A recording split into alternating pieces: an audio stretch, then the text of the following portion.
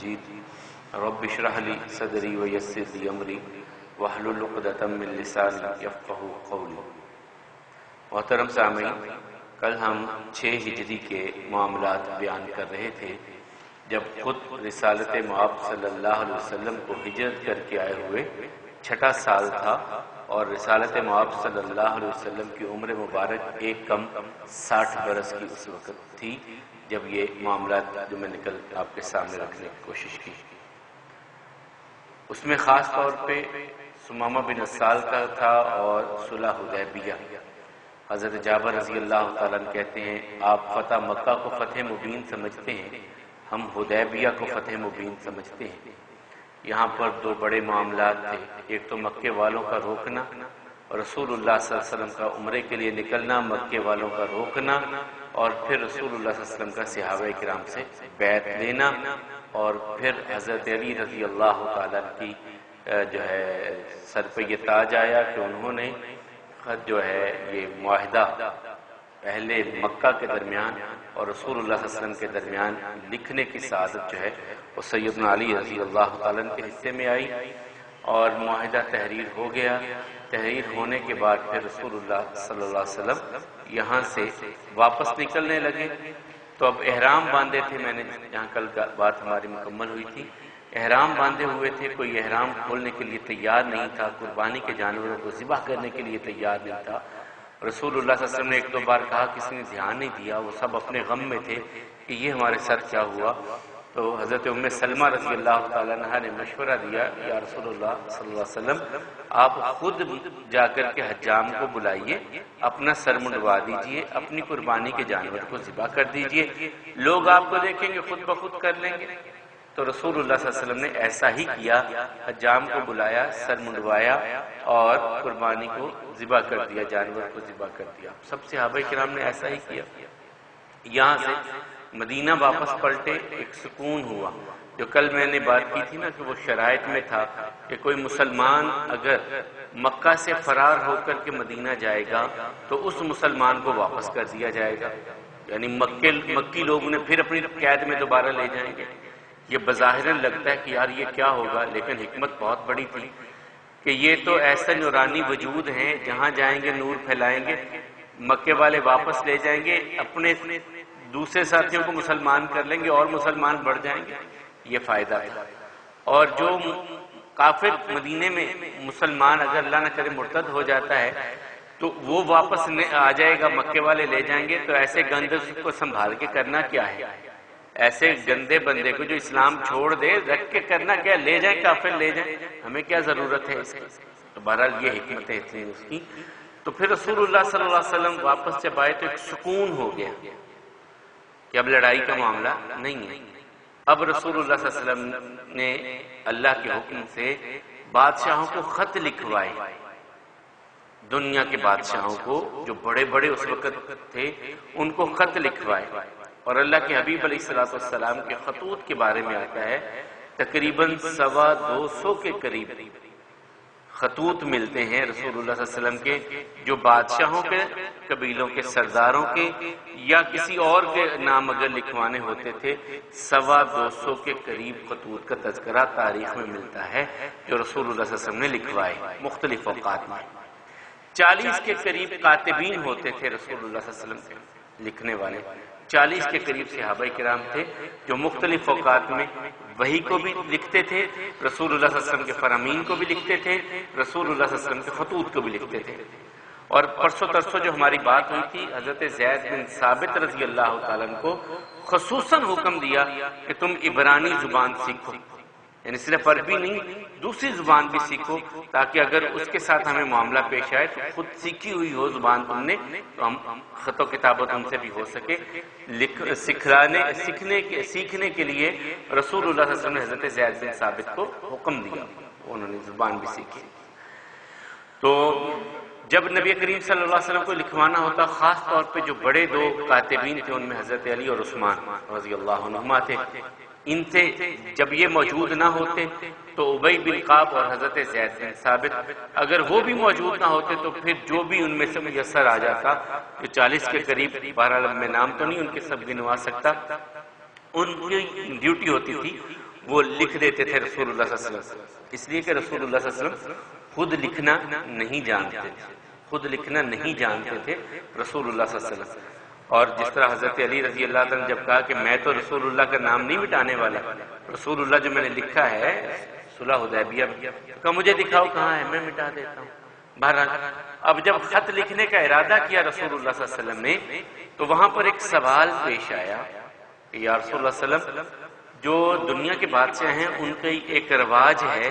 کہ جس خط پہ مہر نہیں ہوتی نا وہ خط قبول ہی نہیں کرتے، اسے اہمیت نہیں دیتے، پڑھتے سنتے ہی نہیں ہیں۔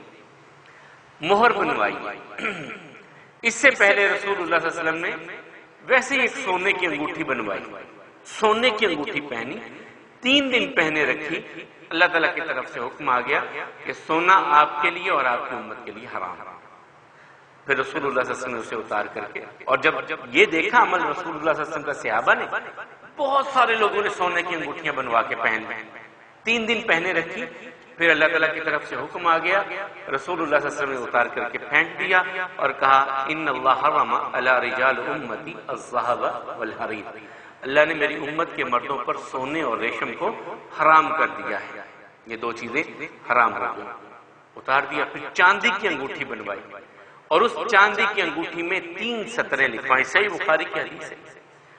حضرت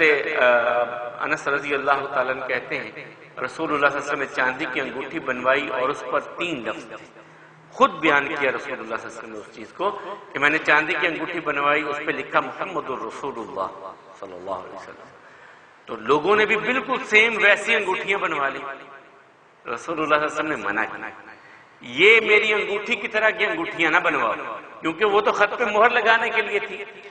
اسی پر وہ الفاظ الٹے لکھے ہوئے تھے، جب اس پر سیاہی لگا دیتے، لگا کر کے اسی کو خط پر مہر کے طور پہ استعمال کرتے تھے رسول اللہ صلی اللہ علیہ وسلم۔ یہاں تک صحابہ کرام نے کبھی رسول اللہ صلی اللہ علیہ وسلم اسے اندر کی طرف کر لیتے اور کبھی باہر کی طرف رکھتے، یہ دونوں طرح رسول اللہ صلی اللہ علیہ وسلم رکھا کرتے تھے۔ بہرحال اب خط لکھوائے گئے بادشاہوں کے نام، اور پہلا خط جو تھا وہ نجاشی کے نام۔ اس سے پہلے بھی ایک خط مکے میں رہتے ہوئے رسول اللہ صلی اللہ علیہ وسلم نے جب حضرت حمزہ رضی اللہ عنہ کو حضرت جعفر رضی اللہ عنہ کو بھیجا تھا، ان کو بھی ایک خط اس وقت بھی دے کر کے بھیجا تھا۔ اب دوسرا خط نجاشی کے نام گیا رسول اللہ صلی اللہ علیہ وسلم کی طرف سے۔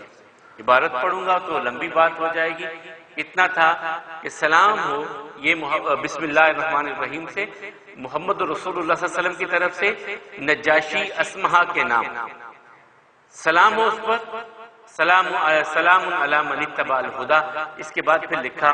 کہ میں اللہ کا رسول تمہیں اللہ کی وحدانیت کی طرف دعوت دیتا ہوں اور میں گواہی دیتا ہوں کہ اس کے سوا کوئی عبادت کے لائق نہیں، میں اللہ کا نبی اور اللہ کا رسول ہوں، اور میں گواہی دیتا ہوں کہ عیسیٰ ابن مریم وہ اللہ کا کلمہ تھے، اللہ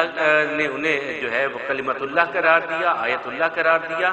اور وہ مریم بطول کی طرف اللہ تعالیٰ نے القاء کیا، جس طرح آدم کی تخلیق تھی، عیسیٰ علیہ السلام کی بھی ایسے تخلیق تھی۔ یہ خط دے کر کے رسول اللہ صلی اللہ علیہ وسلم نے حضرت عمر بن امیہ رضی اللہ تعالیٰ کو بھیجا، اور اس کی لمبائی کہتے ہیں اوپر سے نیچے کی طرف 13.5 انچ تھی، اور یہ چمڑے پہ تھا، اور 9 انچ اس کی چوڑائی تھی، یعنی ایسے 9 انچ تھا، ایسے 13.5 انچ تھا، اور اس کی 17 سطریں، یعنی وہ جو لائنیں تھیں وہ 17 لائنوں میں یہ مضمون رسول اللہ صلی اللہ علیہ وسلم نے لکھوا کر کے مہر لگا کر کے عمر بن امیہ حضرمی رضی اللہ تعالیٰ عنہ کو دے کر کے بھیجا، اور یہ لے کر کے یہاں سے گئے۔ اور اس خط کے ساتھ ایک اور خط بھی دیا تھا، چھوٹا خط بھی تھا ایک ساتھ میں، کیونکہ اس وقت حضرت ام حبیبہ جن کا نام رملہ ہے وہ اس وقت وہاں پر اکیلی رہ گئی تھی، یہ حضرت ابو سفیان کی بیٹی تھی، امیر معاویہ کی بہن تھی، بہت پہلے مسلمان ہو گئیں اپنے خاوند عبید اللہ بن جہش کے ساتھ، اور ہجرت کر کے چلی گئیں حبشہ میں۔ حبشہ میں ان کا خاوند عبید اللہ بن جہش مرتد ہو گیا، عیسائیت قبول کر لی اور اسی حالت میں مر گیا۔ رسول اللہ صلی اللہ علیہ وسلم تک یہ اطلاعات آئیں کہ اب ام حبیبہ ایک ہی بیٹی تھی ان کی اس وقت، وہ بیوہ ہو چکی ہیں، خامد بھی مرتد ہو چکا، تو وہ باپ کے پاس جا نہیں سکتی، ابو سفیان اس وقت تک کافر ہے، کہاں جائیں؟ یہ پریشان تھی، تو رسول اللہ صلی اللہ علیہ وسلم نے اپنی طرف سے بھی ایک خط اور بھیجا نجاشی کے نام کہ تم ان سے پوچھ لو، اگر وہ نکاح کے لیے تیار ہو تو میرا نکاح ان سے کر دیا جائے۔ پہلا خط جب پڑھا نجاشی نے اسلام کے بارے میں، اس نے اسلام کو قبول کرنے کا اقرار کیا۔ اس نے کہا اللہ کی قسم، جو رسول اللہ صلی اللہ علیہ وسلم نے عیسیٰ علیہ السلام کے بارے میں کہا ہے، عیسیٰ علیہ السلام ایک تنکے کے برابر نہ اس سے زیادہ تھے نہ کم، بالکل حقیقت رسول اللہ صلی اللہ علیہ وسلم نے بیان کی۔ پھر اس نے خط بھی لکھوایا رسول اللہ صلی اللہ علیہ وسلم کے نام، جوابی خط بھی لکھوایا اس نے، اور جوابی خط میں اس نے اپنے ایمان کا، اسلام کا اقرار کیا۔ حضرت ام حبیبہ کی طرف پیغام بھیجا کہ اس طرح رسول اللہ صلی اللہ علیہ وسلم کا یہ پیغام آیا ہے، اگر آپ شادی کے لیے تیار ہو تو ان کے خاندان میں سے جو ایک بڑے بزرگ ہجرت کر کے صحابی تھے وہاں پہ موجود، خالد بن سعید رضی اللہ تعالیٰ، انہوں نے اپنا جو ہے وہ ولی ان کو بنایا، وکیل ان کو بنایا کہ وہ بات کریں گے میری طرف سے، باقی رسول اللہ صلی اللہ علیہ وسلم کا پیغام سر ماتھے پر۔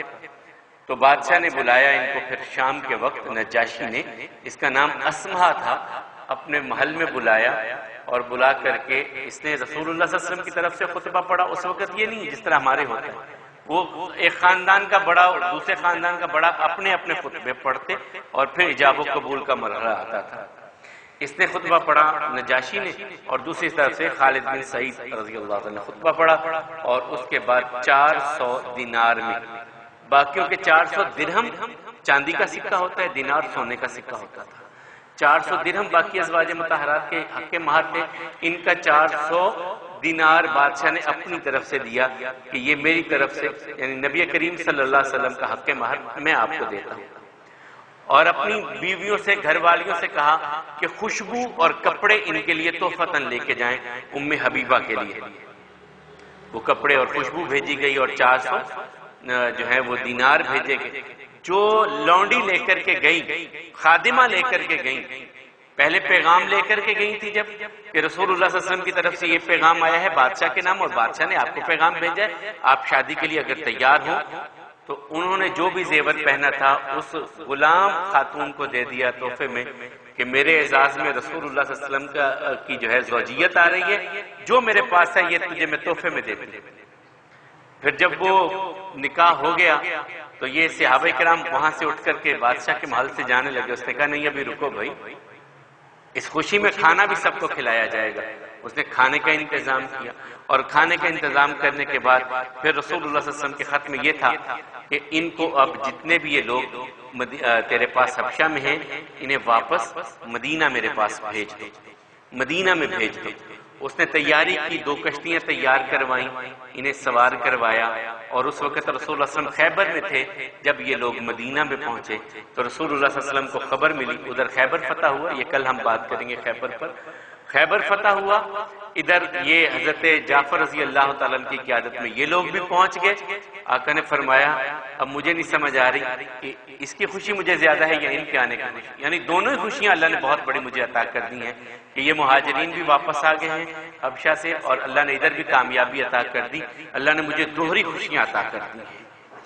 بہرحال یہ پھر 9 ہجری میں اس کی وفات ہو جاتی ہے، 9 ہجری میں یہ اسمہا فوت ہو جاتا ہے۔ رسول اللہ صلی اللہ علیہ وسلم کو اللہ تعالیٰ وحی کے ذریعے سے بتلاتے ہیں، اور یہ واحد جنازہ ہے جو غائبانہ رسول اللہ صلی اللہ علیہ وسلم نے مدینہ میں پڑھایا، لوگوں کو اکٹھا کیا کہ تمہارا بھائی فوت ہو گیا ہے حبشہ میں، آؤ اس کی نماز جنازہ کے لیے۔ صحابہ کرام نے صفیں باندھی، رسول اللہ صلی اللہ علیہ وسلم آگے کھڑے ہوئے، اور اس کے لیے جنازہ رسول اللہ صلی اللہ علیہ وسلم نے مدینے میں رہتے ہوئے، یہ ایک ہی غائبانہ نماز جنازہ ہے جو رسول اللہ صلی اللہ علیہ وسلم نے اپنی حیات مبارکہ میں پڑھائی۔ اس کے بعد دوسرا خط تھا دنیا کی اس وقت کی سب سے بڑی سپر پاور روم کے نام کا، یہ اٹلی، یہ سارا آپ کا ترکی، یہ شام، یہ مصر کا کچھ علاقہ، یہ پوری ایک بڑی عظیم سلطنت تھی، اور اس وقت 2 سپر پاور تھی دنیا میں، ایران اور روم۔ ان کی آپس میں لڑائی تھی، اس کے نام پر قرآن کریم میں سورہ روم بھی ہے۔ تو ان کی آپس کی لڑائی تھی، اور یہ عیسائی تھا، ایران والے آگ کی پوجا کرتے تھے۔ نبی کریم صلی اللہ علیہ وسلم کی ابتدائی ہمدردیاں روم کے ساتھ تھیں۔ یہ مکہ المکرمہ میں صورت نازل ہوئی تھی، اور اس وقت ابتداً یہ مغلوب ہو گئے تھے، ایرانی فاتح تھے۔ پھر اللہ تعالیٰ حضرت ابو بکر نے شرط بھی لگائی تھی اس بارے میں، بضع سنین کا وہ خیر لمبی بحث ہو جائے گی۔ بعد میں روم والے غالب آئے، ایرانیوں کو مار بھگایا انہوں نے۔ یہ بادشاہ عیسائی تھا،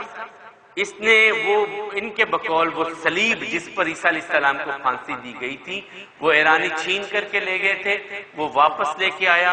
اس صلیب کو یہ یروشلم میں بیت المقدس میں دوبارہ رکھنے کے لیے روم سے چلا تھا اور یروشلم آ چکا تھا۔ اس وقت اسے شام کہا جاتا تھا۔ یہاں آ گیا تھا کہ جب رسول اللہ صلی اللہ علیہ وسلم نے خط لکھوایا اس کے نام، اور آقا علیہ السلام نے فرمایا جو میرا یہ خط ہرکل کے دربار میں لے کے جائے گا میں اس سے جنت کا وعدہ کرتا ہوں۔ حضرت دہیہ کلبی رضی اللہ تعالیٰ یہ وہ ہیں کہ جن کی شباہت میں جبریل آیا کرتے تھے۔ یہ آگے بڑھے کہا اگر وہ قتل کر دے تب جنت کی بشارت ہے، یا وہ قتل کرے نہ کرے دونوں صورتوں میں جنت کی بشارت ہے۔ اور رسول اللہ صلی اللہ علیہ وسلم فرمایا دونوں صورتوں میں جنت کی بشارت ہے۔ کہا یہ خط مجھے دے میں لے کے جاتا ہوں۔ تو حضرت دہیہ کلبی رضی اللہ تعالیٰ اس خط کو لے کر کے گئے، بادشاہ کے دربار میں پہنچے۔ اس نے خط کو بڑی توجہ سے بڑی عزت افزائی کے ساتھ اپنے دربار میں بلایا، خط کو سنا، مضمون سنا۔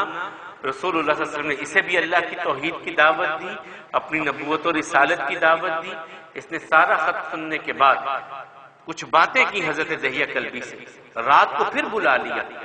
اکیلے میں تنہائی میں بلا کر کے اس نے بہت سارے سوالات کیے رسول اللہ صلی اللہ علیہ وسلم کے بارے میں، حلیے کے بارے میں، خاندان کے بارے میں،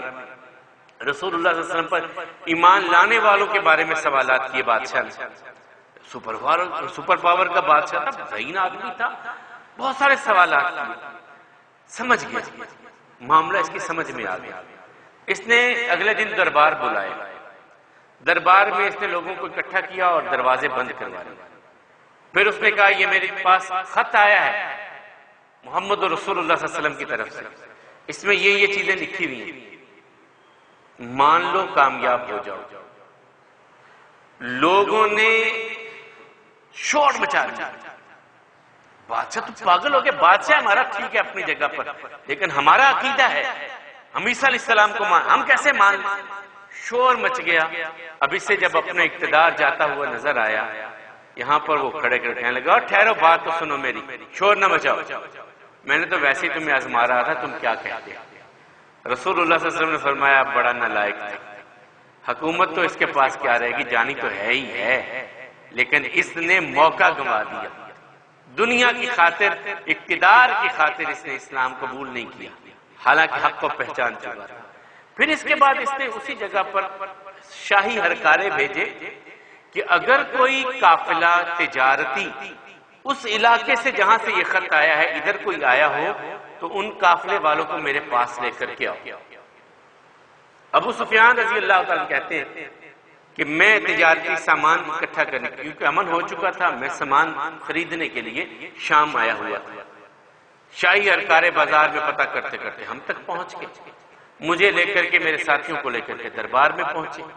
بادشاہ نے مجھ سے کچھ سوالات، اس نے کہا میں سوال کرنے لگا ہوں تم میں بڑا کون ہے؟ سب نے کہا ابو سفیان، یہ جواب دے گا اور اگر یہ جھوٹ بولے تو تم نے فوراً ٹوک دینا ہے۔ اب بادشاہ نے جلال کے ساتھ یہ کہا ساتھ والوں کو کہ اگر ابو سفیان جھوٹ بولے تم نے ٹوک دینا ہے۔ سوال شروع کیا جنہوں نے نبوت کا دعویٰ کیا ہے ان کے بارے میں زندگی گزاری ہے تمہارے اندر، تم کیا کہتے ہو، سچے تھے جھوٹے تھے؟ پہلے کا صادق و امین۔ ان کے خاندان میں کوئی بادشاہ تھا؟ کوئی بادشاہ نہیں گزرا پہلے۔ اچھا، ان پر ایمان لانے والے کمزور ہیں یا طاقتور امیر ہیں؟ کہا کمزور اور غریب۔ کچھ اور بھی سوال کرتا گیا، وہ بات لمبی جائے گی۔ تو اس نے پھر بعد میں جواب دیا کہ اگر میں نے پوچھا بادشاہ ہے تو اگر ان کے خاندان میں پہلے بادشاہ ہوتا تو میں کہہ سکتا تھا کہ یار یہ دوبارہ اپنی اقتدار حاصل کرنے کے لیے نبوت کا سلسلہ بنا رہے ہیں، حقیقت کچھ نہیں۔ لیکن تم نے کہا خاندان میں کوئی بادشاہ نہیں ہے، اس کا مطلب ہے کہ وہ بادشاہت نہیں حاصل کرنا چاہتے۔ پھر میں نے تم سے پوچھا صداقت و امانت کے بارے میں، تم نے کہا جی وہ بالکل صادق و امین ہے۔ پھر میں نے تم سے جنگ کے بارے میں پوچھا، تم نے کہا کہ جنگ ایک ڈول کی طرح ہے، کبھی وہ جیتے کبھی ہم جیتے، بدر میں وہ جیتے، احد میں ہم جیتے، اور اس کے بعد ہمارا اور ان کا معاہدہ ہے۔ کا معاہدہ پہ کوئی پاسداری کا بھی تو ابھی ہوا ہے ان کے درمیان اور ہمارے درمیان معاہدہ، دیکھیں ابھی کیا معاملات ہوتے ہیں۔ پھر میں نے تم سے پوچھا کہ ان کو ماننے والے غریب ہیں یا امیر، تو تم نے کہا کہ وہ تو غریب طبقہ ہے۔ سچی بات ہے، نبیوں کی دعوت کو سب سے پہلے غرباء قبول کرتے ہیں، عمراء جو بڑا طبقہ ایلیٹ کلاس ہوتی ہے یہ نہیں قبول کرتے۔ تو یہاں سے بھی وہ سمجھ گیا، لیکن اسلام اس نے قبول نہیں کیا۔ اس کے بعد رسول اللہ صلی اللہ علیہ وسلم کا تیسرا خط جو ہے یہ ایران کے بادشاہ کے نام، دنیا کی اس وقت کی دوسری بڑی سپر پاور کے نام یہ خط لکھا، اور یہ آگ کی پوجا کرنے والا تھا۔ مجوسی تھے، زرتشت کو مانتے تھے، آگ کی پوجا کرتے تھے، دو خداؤں کا تصور تھا، ایک یزداں اور ایک اہرمن۔ یزداں نیکی کا خدا، اہرمن بدی کا خدا، یعنی دو خدا تھے ان کے نزدیک کہ بدی کا خدا علیحدہ ہے، نیکی کا خدا علیحدہ ہے۔ آگ کی یہ پوجا کرتے تھے، اس کے نام بھی رسول اللہ صلی اللہ علیہ وسلم نے خط لکھوایا، اور یہ حضرت عبداللہ بن حذافہ السہمی رضی اللہ تعالیٰ یہ خط لے کر کے گئے، اور اس کے بارے میں کہا جاتا ہے کہ یہ 28 سینٹی میٹر لمبا تھا اور 21 سینٹی میٹر اس کی چوڑائی تھی، اور اس کی 15 سطریں تھیں جو رسول اللہ صلی اللہ علیہ وسلم نے لکھوائیں، اور یہ بھی چمڑے پہ تھے، یہ بھی چمڑے پہ لکھوا کر کے رسول اللہ صلی اللہ علیہ وسلم نے بھیجا۔ جب بادشاہ کے پاس پہنچے حضرت عبداللہ بن حذافہ السہمی رضی اللہ تعالیٰ، اس نے اہمیت نہیں دی۔ نبی کریم صلی اللہ علیہ وسلم کا خط پڑھ کے سنایا گیا اور اسے بتلایا گیا کہ اسلام قبول کر لے گا تو تیری حکومت بھی بچ جائے گی، اقتدار بھی بچ جائے گا، اسلام قبول کر لے گا۔ اس نے بڑی بدتمیزی کے ساتھ کہنے لگا، میرا غلام ہو کر کے میرے نام سے پہلے اپنا نام، جب پڑھا گیا نا بسم اللہ الرحمن الرحیم من محمد رسول اللہ الی کسرا، میرے نام سے پہلے اپنا نام لکھتا ہے، ہمارا غلام ہو کر کے۔ وہ بادشاہوں والی رعونت اس میں آئی اور اس نے نام مبارک لے کر کے چاک کر دیا، پھاڑ دیا۔ یہ بات رسول اللہ صلی اللہ علیہ وسلم تک پہنچی تو کہا کہ اس نے نامہ نہیں چاک کیا، اپنا اقتدار گنوا لیا، اس نے اپنی موت کا جو ہے پروانہ کو جو ہے وہ اس نے کر لیا۔ بہرحال اس نے پھر اس وقت یمن اس کی جو ہے حکومت میں تھا، یمن بھی اس کی حکومت میں تھا۔ اس نے وہاں سے خط لکھا یمن کے گورنر بازان کو کہ یہ اتنی جرأت کرنے والا، میرے نام سے پہلے نام لکھوانے والا، مجھے خط لکھ کر کے مجھے اسلام کی دعوت دینے والا کون ہے؟ اسے گرفتار کر کے میرے پاس بھیجا جائے، میرے پاس بھیجا جائے۔ گورنر نے دو بڑے مضبوط قوی الجثہ اپنے سپاہیوں کو بھیجا یمن سے۔ وہ طائف میں پہنچے، طائف سے پھر مدینہ آئے، مدینہ میں آ کر کے رسول اللہ صلی اللہ علیہ وسلم سے ملے تو رسول اللہ صلی اللہ علیہ وسلم سے کہنے لگے ہمیں اس طرح جو ہے وہ بادشاہ ہمارے گورنر نے بھیجا ہے اور اس کو خط لکھا ہے، کسرا نے پرویز میں، خسرو پرویز نے لکھا ہے خط کہ آپ کو گرفتار کر کے اس کے دربار میں پیش کیا جائے۔ رسول اللہ صلی اللہ علیہ وسلم کہتے ہیں اچھا کل آنا، کل بات کریں گے، ابھی جاؤ تو۔ چلے گئے، صبح آئے، کہا کس پرویز کی بات کرتے ہو؟ اسے تو رات قتل ہو گیا، مر گیا وہ جس کی تم بات کرتے ہو، اسے اسی کے بیٹے نے قتل کر دیا ہے، جاؤ کہاں سے آئے ہو تم؟ کہنے لگی کیسے ہو سکتا ہے، آپ لکھ دیں یہ بات۔ رسول اللہ صلی اللہ علیہ وسلم نے گورنر یمن کے نام یہ بات لکھوا دی کہ وہ فلاں دن فلاں رات اپنے بیٹے کے ہاتھوں قتل ہو چکا ہے، اگر تم ایمان قبول کر لو، اسلام قبول کر لو بازان، تو میں تمہیں ہی یمن کا گورنر رہنے دوں گا اور تمہاری حکومت برقرار رہے گی، تمہیں کسی ایرانی کا جو ہے وہ بھار نہیں ہوگا۔ یہ خط لے کے واپس پہنچے، خط آیا تو سر پکڑ کے بیٹھ گیا، یہ کیا ہو گیا؟ واقعی کسرا قتل ہو گیا، واقعی خسرو قتل ہو گیا، ایسا ہو گیا۔ ابھی وہ اسی سوچ میں تھا کہ اس کے پاس کسرا کے بیٹے کا خط آ گیا کہ میں نے اپنے باپ کو قتل کر دیا، اس نے ہمیں بڑا نقصان پہنچایا، رومی ہم پر غالب آ گئے، اقتدار ہمارے علاقے چھین کے لے گئے، میرے باپ نے کچھ نہیں کیا، ہمیں ذلیل کیا، میں نے اس کو قتل کر کے اقتدار سنبھال لیا ہے، تم اب میری بات مانو گے۔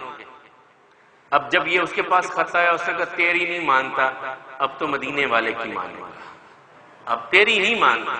یہ مسلمان ہو گیا، یہ یمن کا گورنر۔ پھر اس کے پاس رسول اللہ صلی اللہ علیہ وسلم نے ایک موقع پہ حضرت معاذ بن جبل رضی اللہ تعالیٰ عنہ کو بھیجا،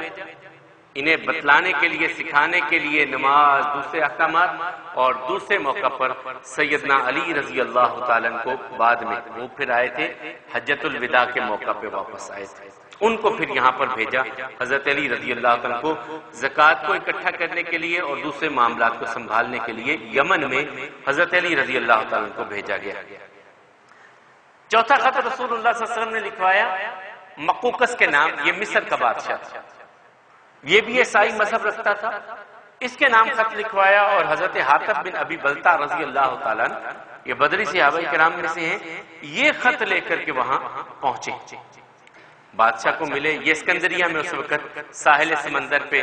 اپنے لوگوں کے ساتھ تھا، وہاں پر جا کر کے حضرت حاتب بن ابی بلتع رضی اللہ تعالیٰ جب اس کو ملے اور اس سے باتیں ہوئیں تو یہ ان سے سوالات کرنے لگا، کیا کہتے ہیں، نماز کتنی نمازیں پڑھتے ہو؟ 5، زکوٰۃ، یہ بھی باتیں، اللہ کی توحید کی باتیں، رسول اللہ صلی اللہ علیہ وسلم، یہاں تک اس نے پوچھا کہ ان کی آنکھیں کیسی ہیں، یہ بھی اس نے سوالات کیے۔ حضرت حاتب رضی اللہ تعالیٰ سے لوگوں کو بھیج دیا، پھر رات کو علیحدہ اپنے محل میں پھر بلا کر کے اس نے حضرت حاتب رضی اللہ تعالیٰ سے بہت تفصیل پوچھی، بہت سوالات کیے۔ ان میں سے کہنے لگا تم کہتے ہو وہ اللہ کے نبی ہیں، جب ان کی قوم نے ان کو ان کے شہر سے نکالا تو انہوں نے بد دعا کیوں نہیں کی اپنی قوم کے لیے؟ حضرت یعنی مکے والوں نے جب نکال دیا تو رسول اللہ صلی اللہ علیہ وسلم نے اس وقت بد دعا کیوں نہیں کی مکے والوں کے لیے؟ حضرت حاتب رضی اللہ تعالیٰ کہنے لگے عیسیٰ علیہ السلام کیا ہے؟ کہا اللہ کے نبی اور اللہ کے رسول۔ کہا جب ان کو گرفتار کیا یہودیوں نے، انہوں نے بد دعا کیوں نہیں کی ان کے لیے؟ اب یہ لاجواب ہو گیا کہ اللہ کے نبی بد دعائیں کرنے کے لیے نہیں آتے، تو یہ بھی سمجھ گیا، لیکن اس نے بھی اس وقت معاملہ جو ہے وہ مانا نہیں، اسلام قبول نہیں کیا، لیکن رسول اللہ صلی اللہ علیہ وسلم کے لیے اس نے کچھ تحفے بہت قیمتی بھیجے، تحفے بہت بھیجے، اور نبی کریم صلی اللہ علیہ وسلم کی ایک جوابی خط بھی اس نے لکھوایا، اور تحفوں میں پھر نبی کریم صلی اللہ علیہ وسلم کے لیے 2 لونڈیاں بھیجی، ایک حضرت ماریہ قبطیہ رضی اللہ تعالیٰ عنہ اور ایک تھی سرین، جنہیں پھر رسول اللہ صلی اللہ علیہ وسلم نے حضرت حسان بن ثابت کو دے دیا، ماریہ قبطیہ اپنے پاس رکھی، اور انہی سے پھر رسول اللہ صلی اللہ علیہ وسلم کے بیٹے پیدا ہوئے ابراہیم۔ نبی کریم صلی اللہ علیہ وسلم کی 2 بیویوں سے صرف اولاد ہے، سیدہ خدیجہ الکبریٰ رضی اللہ تعالیٰ عنہ سے ساری اولاد، اور حضرت ماریہ قبطیہ سے ایک بیٹا، جس کا نام پھر رسول اللہ صلی اللہ علیہ وسلم نے فرمایا، یہ جب ہوئے رات کو صبح فجر میں رسول اللہ صلی اللہ علیہ وسلم نے بتلایا، صحابہ کو خوشخبری دی، اللہ نے رات مجھے بیٹا دیا اور میں نے اپنے بابا ابراہیم کے نام پر اپنے بیٹے کا نام ابراہیم رکھا ہے۔ ایک لوہار تھا سیف حداد، اس کے گھر میں پھر اسے دودھ پینے کے لیے چھوڑ دیا گیا اور یہ چھوٹی عمر میں ہی فوت ہو گیا، اور اس نے پھر جو ہے نبی کریم صلی اللہ علیہ وسلم کے لیے 1000 مسقال سونا بھیجا، چادریں قبطی اصل یعنی مصری چادریں جو ہیں وہ 20 کے قریب رسول اللہ صلی اللہ علیہ وسلم کے لیے بھیجی، موزے بھیجے، خچر دلدل نام کا خچر نبی کریم صلی اللہ علیہ وسلم کے لیے بھیجا، گھوڑا بھیجا رسول اللہ صلی اللہ علیہ وسلم کے لیے اس نے، اور ایک چھوٹا سا باکس بھیجا جس میں رسول اللہ صلی اللہ علیہ وسلم جو ہے وہ کنگھی، سرما دانی اور خوشبو وغیرہ وہ رکھا کرتے تھے، وہ ایک بڑا خوبصورت سا باکس اس نے بھیجا رسول اللہ صلی اللہ علیہ وسلم کے لیے۔ اسی طرح رسول اللہ صلی اللہ علیہ وسلم نے دمشق کے حاکم کے نام بھی خط لکھا، پھر رسول اللہ صلی اللہ علیہ وسلم نے یمامہ کے عیسائی اس وقت کے عامل جو تھے وہ حوزہ بن علی بنو حنیفہ قبیلے کے تھے، ان کے نام بھی خط لکھا، اور ان کو حضرت سلیط بن عمر بن عبد شمس لے کر کے گئے۔ اس نے کہا کہ میں اس طرح مان سکتا ہوں کہ اگر مجھے حکومت دینے کا وعدہ کرا تو رسول اللہ صلی اللہ علیہ وسلم فرمایا تمہیں زمین کا ایک ٹکڑا بھی نہیں ملنے والا، زمین کا ایک ٹکڑا بھی نہیں ملنے والا۔ اور اسی کے قبیلے سے بعد میں پھر مسیلمہ کذاب پیدا ہوا، اسی کے قبیلے سے بعد میں مسیلمہ کذاب پیدا ہوا۔ پھر اسی طرح رسول اللہ صلی اللہ علیہ وسلم نے بحرین کے گورنر کے نام بھی خط لکھا، بحرین جسے ہم بحرین کہہ دیتے ہیں، یہ بحرین ہوتا ہے، باہر سمندر کو کہتے ہیں، 2 بڑے سمندر ملتے ہیں بحرین، اس وجہ سے اس کو کہا جاتا ہے، قرآن کریم میں بھی ہے مرج البحرین، بحرین نہیں ہوتا، لفظ بحرین ہوتا ہے۔ تو وہ بحرین کا منذر بن ساوا تھا، اس کے نام بھی خط لکھا، توحید کا اس کو کہا گیا، اور اس نے قبول کر لیا۔ حضرت علی حضرمی رضی اللہ تعالیٰ خط لے کر کے گئے رسول اللہ صلی اللہ علیہ وسلم کا، اور اسے بتلایا گیا اسلام کے بارے میں، انہوں نے واضح و نصیحت کی۔ اس نے اسلام قبول کر کے جوابی خط لکھا رسول اللہ صلی اللہ علیہ وسلم کو، میں نے اسلام قبول کر لیا، اپنی رعایا پر میں نے اسلام کو پیش کیا، اور یہ بنو تمیم قبیلے کا تھا۔ جب جو اب بھی جو آپ کے جو ہے نا قطر کا اور یا بحرین کے جو خاندان، یہ تقریباً وہی خاندان بنو تمیم قبیلہ ہی آ رہا ہے جس کے بارے میں رسول اللہ صلی اللہ علیہ وسلم نے فرمایا تھا یہ آخر پہ وہ۔ تو اس نے کہا کہ میں نے اپنی قوم پر اسلام پیش کیا، بہت سارے لوگوں نے قبول کیا، بہت سارے لوگوں نے قبول نہیں کیا، میری قوم میں یہودی بھی ہیں، مجوسی بھی ہیں، اب آپ مجھ کو بتلائیں کہ میں ان کے ساتھ کیا معاملہ کروں۔ پھر رسول اللہ صلی اللہ علیہ وسلم نے اس کے اسلام کو قبول کرنے کی بشارت اور خوشخبری کو قبول کیا، اور اسے لکھایا، بتلایا پھر کہ جزیہ جو ہے وہ تیری حکومت کے اندر رہنے والے جو یہودی ہیں یا مجوسی ہیں، مجوسی میں نے آپ کو بتایا نا آگ کی پوجا کرنے والے، وہ جو ہیں اگر رہنا چاہیں تیری حکومت میں تو وہ جزیہ ہوتا ہے ان کی سیکیورٹی ٹیکس، یعنی وہ اپنی سیکیورٹی خود نہیں کریں گے، اسلامی حکومت ان کی سیکیورٹی کرے گی اور وہ اس کا ٹیکس ادا کریں گے، یہ جزیہ ہوتا ہے۔ تو وہ ان سے جزیہ لیا جائے گا اور انہیں جو ہے تمہاری حکومت میں رہ سکتے ہیں، تبلیغ کا معاملہ ان کے ساتھ ساتھ۔ اسی طرح عمان کے جو ہے وہ لوگ تھے، حکمران جو تھے، یہ عبد اور جعفر دو بھائی تھے، یہ عیسائی تھے، ان کی طرف بھی رسول اللہ صلی اللہ علیہ وسلم نے خط لکھوایا، اور یہ حضرت عمر بن عاص رضی اللہ تعالیٰ یہ خط لے کر کے گئے ان کے پاس۔ ان لوگوں نے بھی اسلام قبول کر لیا، رسول اللہ صلی اللہ علیہ وسلم کو جوابی خط بھی لکھا۔ نبی کریم صلی اللہ علیہ وسلم کے دور میں ہی بحرین، عمان، یمن، یہاں پر اور عرب تقریباً سارا، اب خیبر کا اور فدق کا کچھ علاقہ رہ گیا ہے، باقی تقریباً سارے عرب میں اور یہ یمامہ کا کچھ علاقہ رہتا ہے۔ نبی کریم صلی اللہ علیہ وسلم کی عملاً ایک حکومت قائم ہونے جا رہی ہے، خیبر آ جائے گا اور خیبر کے بعد فتح مکہ، اور یہ پوری ایک حکومت نبی کریم صلی اللہ علیہ وسلم کے دور میں بننے جائے گی۔ ان خطوط کے لکھنے کے بعد پھر رسول اللہ صلی اللہ علیہ وسلم نے عمرۃ القضاء کیا، جو وہ معاہدے میں تھے نا، اس سال آپ حج عمرہ نہیں کر سکتے، اگلے سال آپ آئیں گے عمرہ کرنے کے لیے۔ پھر رسول اللہ صلی اللہ علیہ وسلم نے سفر کیا اور عمرہ کرنے کے لیے آئے، اسے عمرۃ القضاء کہا جاتا ہے، یعنی وہ جو نیت کی تھی اس کی قضا۔ اب یہ نبی کریم صلی اللہ علیہ وسلم آئے، عمرہ میں احرام باندھنا ہوتا ہے، دو چادریں ہوتی ہیں، ایک نیچے پہنتے ہیں ایک اوپر آپ، اور لے کر کے آپ آئے، مکہ المکرمہ میں پہنچے، 3 دن قیام کیا، اور عمرہ جو ہوتا ہے آپ بیت اللہ میں داخل ہو، جہاں سے آپ نے جو ہے وہ میقات آتا ہے، ہمارا میقات یہ یمن کے قریب یلملم ہے، سمندر میں آتا ہے، کیونکہ ہم یمن کی طرف سے جاتے ہیں، اور بیت اللہ میں ہمارا رخ بالکل اس طرح بنتا ہے کہ جو بیت اللہ کا جو دروازہ ہے اس کے تقریباً سامنے ہمارا یہ علاقہ آتا ہے، کیونکہ وہ مشرقی سائیڈ پہ ہے اور ہم جو ہے مشرقی سائیڈ پہ ہیں بیت اللہ کے، اس طرح وہ ہمارے اس طرف آتا ہے۔ بیت اللہ میں جانا ہے، نیت پہلے تلبیہ آغاز میقات سے، وہاں تک پہنچتے تلبیہ کہتے ہوئے، اور پھر بیت اللہ میں داخلہ، بیت اللہ میں داخلے کے بعد حجر اسود کا اگر بوسہ لے سکے تو بہت بڑی بات۔ رسول اللہ صلی اللہ علیہ وسلم فرماتے ہیں یہ دودھ سے زیادہ سفید تھا پتھر جب جنت سے آیا تھا، بنی آدم کے گناہوں نے اسے سیاہ کیا، یہ اس کا اگر بوسہ لیا جائے تو بہت بڑی بات، نہ لیا جائے تو ظلم زیادتی نہیں کرنی، دھکا نہیں دینا کسی کو۔ تو وہاں پر ویسے ہی نبی کریم صلی اللہ علیہ وسلم نے اونٹنی پہ بیٹھے ہوئے ہی اس کی طرف جو ہے وہ اشارہ کیا اور اللہ اکبر کہہ کر کے آغاز کر دیا۔ اور 2 جگہ ہیں، آپ یوں دیکھ لیں کہ اگر اس کو ہم تصور کر لیں،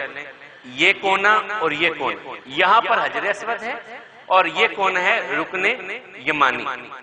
اس طرف کے 2 کونے وہ اپنی اصل جگہ پہ نہیں ہے کہ یہ یہاں پر حتیم ہے، یہاں پر حتیم ہے، اس کی میں نے تفصیل پہلے آپ کو بیان کر دی، اب اس کی ضرورت نہیں۔ اس کا استلام کرنا ہے، یعنی دائیں ہاتھ سے اسے چھونا ہے رکن یمانی کو، اور اسے اگر بوسہ دے سکے۔ یہ جو درمیان کی جگہ ہے اس کا خاص وظیفہ رسول اللہ صلی اللہ علیہ وسلم نے بتایا ہے، ربنا آتنا فی الدنیا حسنہ وفی الآخرۃ حسنۃ وقنا عذاب النار، یہ پڑھتے ہوئے یہاں سے یہاں تک۔ باقی آپ جو بھی دعا کرنی چاہیں یہی پڑھتے رہنا چاہیں کوئی بات نہیں، کوئی اور دعا کرنا چاہیں کرتے چلے جائیں، کسی زبان میں کرنا چاہیں کرتے چلے جائیں، جو دعائیں کر سکیں آپ یہاں پر کیجئے۔ لیکن یہاں پر نبی کریم صلی اللہ علیہ وسلم نے فرمایا یہ دعا پڑھو، پہلے 3 چکروں میں استلام ہے ذرا تیزی کے ساتھ، اور کندھے کو کھول کر کے، کیونکہ یہ بھی ایک کافروں کی طرف سے ایک اعتراض تھا، کمزور ہو گئے جا کے، اب تو ان سے چلا نہیں جا رہا. بڑی عاجزی کے ساتھ مسلمان طواف کر رہے تھے کہ بڑی دیر کے بعد بیت اللہ کی زیارتیں ہو رہی ہیں، کمزور ہو گئے. تو نبی کریم صلی اللہ علیہ وسلم نے کہا نہیں، ابھی نہیں، کندھا ذرا ننگا کرو، اور یہ 3 چکروں میں ننگا کرنا ہوتا ہے. بعض احباب نماز کا وقت ہو جاتا ہے تو کندھے کو نہیں ڈھانپتے، حالانکہ وہاں کندھے کو ڈھانپ لینا ہوتا ہے. بہرحال طواف کرنے کے بعد یہیں پہ مقام ابراہیم ہے، وہاں پر 2 رکعت ادا کرنی ہے، زمزم پینا ہے، کھل کر کے پینا ہے، جتنا پی سکتے ہیں پینا ہے. پھر آپ نے صفا و مروہ کے 7 چکر، صفا سے آغاز کرنا ہے، مروہ تک جانا ہے، 1 چکر ہو جائے گا. اسی طرح آپ کے 7واں چکر مروہ پہ مکمل ہوگا، اور مروہ پہ مکمل ہونے کے بعد آپ نے جا کر کے اپنے بال منڈوا لینے ہیں. گھر جائیے، غسل کیجئے، احرام اتار دیجئے، عمرہ مکمل ہو جاتا ہے. اور نبی کریم صلی اللہ علیہ وسلم نے سر منڈوانے کو یعنی بالکل اس طرح سے صاف کروا دینا، اسے زیادہ اہمیت دی ہے. کتروا بھی سکتے ہیں بات، لیکن اسے نبی کریم صلی اللہ علیہ وسلم نے اجازت تو ہے،